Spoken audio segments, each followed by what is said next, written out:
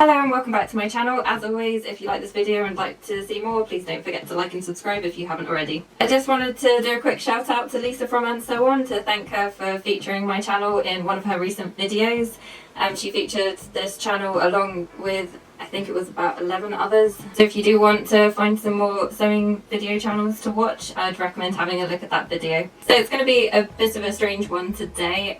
Basically, it's been quite a long week, which I can imagine is the same for a lot of people at the moment. I started a new job on Monday and things have progressed quite a lot in the UK. Our government's finally putting in some measures to do with COVID-19. So I'm very fortunate that in my new role I can work from home. A lot of the past week has been trying to learn a bit of my new role, but meanwhile everyone gradually dropping off as they started to work remotely. It was always going to be a strange week starting a new role anyway, but obviously with what's going on at the moment, it meant that immediately I had to make preparations to be able to work remotely, and it's going to be interesting moving forward as I'm going to have to learn a new role remotely, but I mean at least I can work. As a result, I haven't been able to get any sewing done during the week, so I'm going to do a nice quick satisfying project from the Make It Simple book. I am going for the quickest one possible, which is the Juno Sleep Mask. So I've got my template all ready to go. I've just found a scrap of fabric. It literally is a scrap of fabric, which I must have bought in a remnant bag at some point. I've got a nice bit for a lining, and I've got a regular bit of elastic. I don't have any nice jazzy metallic elastic such as is in the one in the book, but I'm not too fussed with that. I just want to make something which will be nice, quick and satisfying. Oh, I've also got a bit of leftover wadding here to use to add some padding. As I mentioned in the birthday cardigan, I thought it would be interesting to compare my speed of sewing with the ones in the book. So with the birthday cardigan, I was quite a lot slower. As this is a much quicker, smaller project, I don't expect the difference to be quite as big, but I'm still interested to find out. So I'll probably just do a quick time lapse of me making the item, and then I'm going to move on to just give an outline of the other makes I plan to make from this book, because there are a few others I want to do. Again, I'm going to look at comparing how long it takes me to make it versus the book. That is if the variation I'm doing is one where they've outlined a time in the book. I'm not going to set myself a hard time scale on when to complete all the makes from the book, but it's just a bit of forward thinking, things to look forward to while we spend a lot more time at home. Right, I'm going to get on with this now. So let me see. Okay, it's nearly 7:25. So just to give you a quick idea of the timings for the eye mask. So for cutting time it has 10 minutes and sewing time for 25 minutes. So theoretically I should be done by 8 o'clock. Right, off I go.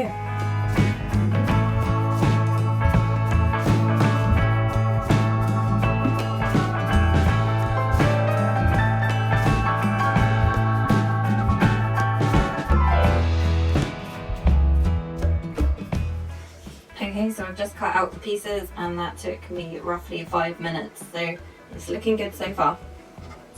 Okay, so I'm going to start going through the instructions now.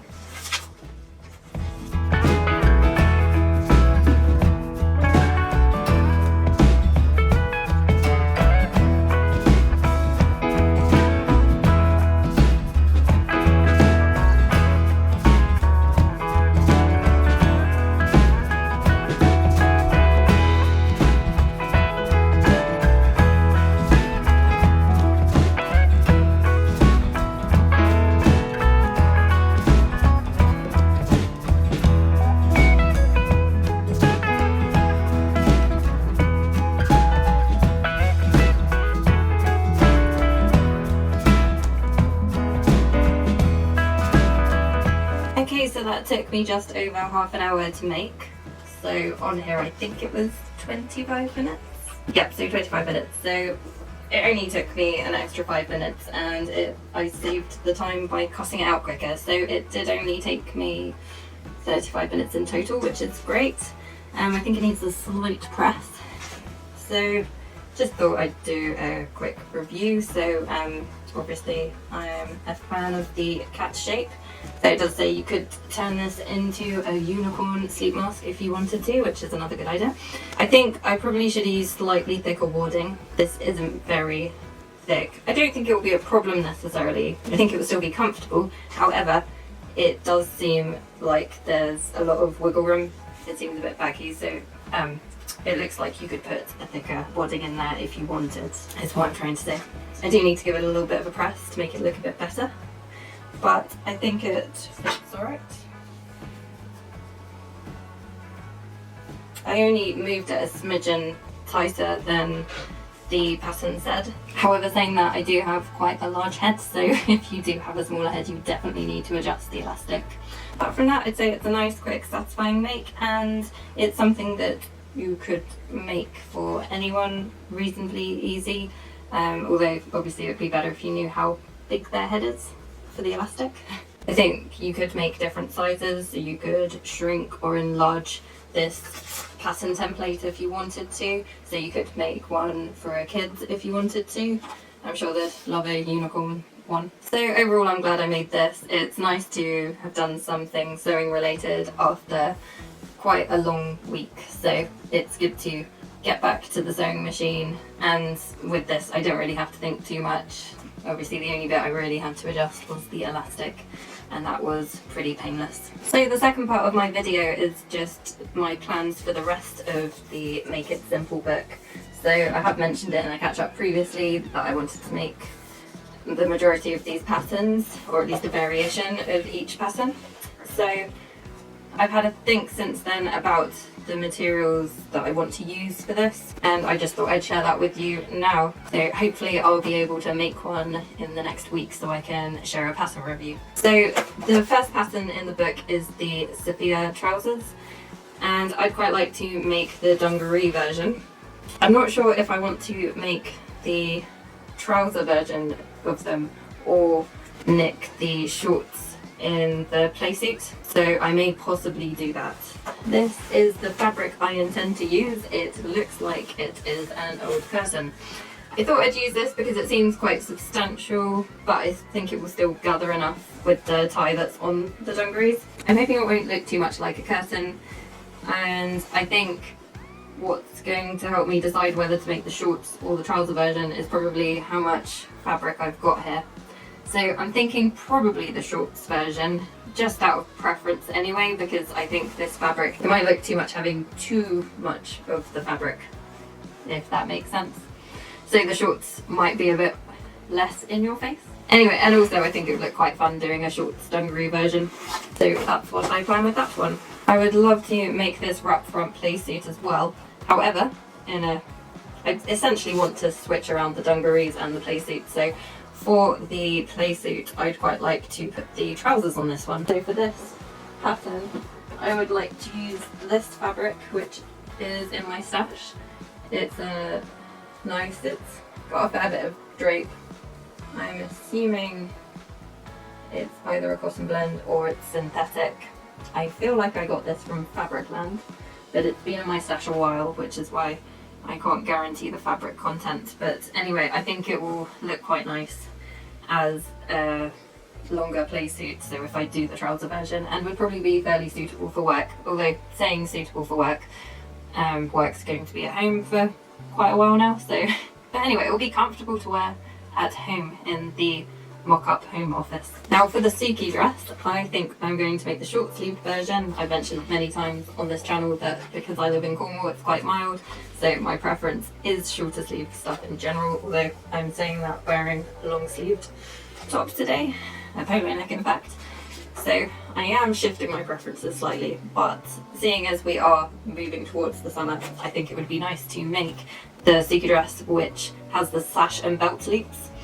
So for this one, I will make it out of this fabric initially. This is one that I got in, I think it was a charity shop fabric haul I did over the summer. It's just it feels a really nice soft material, but I think it will be substantial enough that I won't need to line it and would be nice to wear in the summer. As I mentioned, I've already done the birth cardigan. You can see my pattern review of this on the channel. I may possibly make a second one of these, but it probably won't be for myself. For the pyjama option, I'm going to go for the shorty PJs rather than the original Juno pyjamas. Again, just because we're moving towards the summer in the UK, and I really like the look of the shorts. So for this, actually, I may possibly make the longer version because I do have this chevron fabric, which I think might be from Charlie Fabric. It's quite a nice design, so I'd probably make the t-shirt in a plain white to go with it because I do have a bit of white in my stash, which is just from Trago locally. Although I do think this would look quite nice in the actual Juno pyjamas that are longer sleeved and longer, like actual trousers. Or perhaps I will just go for the t-shirt top and make the trouser pyjamas. That could be an option. So I've just made the sleep mask, and finally for the olive pinafore, I've got a couple of options for this. So I'm going to, for the first time, I'm going to make it out of this. It kind of feels like suiting fabric. It's quite substantial and thick. I'd say it's definitely synthetic. An initial gut reaction, it might be a blend, but I think it's probably synthetic. I just thought this would be quite good because it would probably hold the shape fairly well, or I hope it will anyway. And I'm not sure what I'm going to do about snap fasteners. I might see if I can get some more appropriate snap fasteners for this. I do have some at home, but they're all like really bright multicoloured ones, whereas this might benefit from having a, you know, being brass coloured or something like that. I might have a brown in there, I'm not sure. A brown might be suitable otherwise. So I'd quite like to make it in this initially. I may then make a more colourful one, but I'd like to see what it looks like first. And again, this is one from my summer charity shop haul, so at least I haven't spent too much on the fabric. I can see how it goes, and then if I really like the pattern, I can make it in something else. But again, this would be quite a good one for work whenever I go back to work. Okay, so that's my plans for the rest of the book. So I'm pondering between making the olive pinafore or the dungarees first. I'm not sure which one I'm going to go for yet, but I'm hoping to do that within the next week. I'm also hoping to do a couple of quick tutorials that you can make out of remnants in your home, so hopefully they'll be up soon as well. Thanks for watching.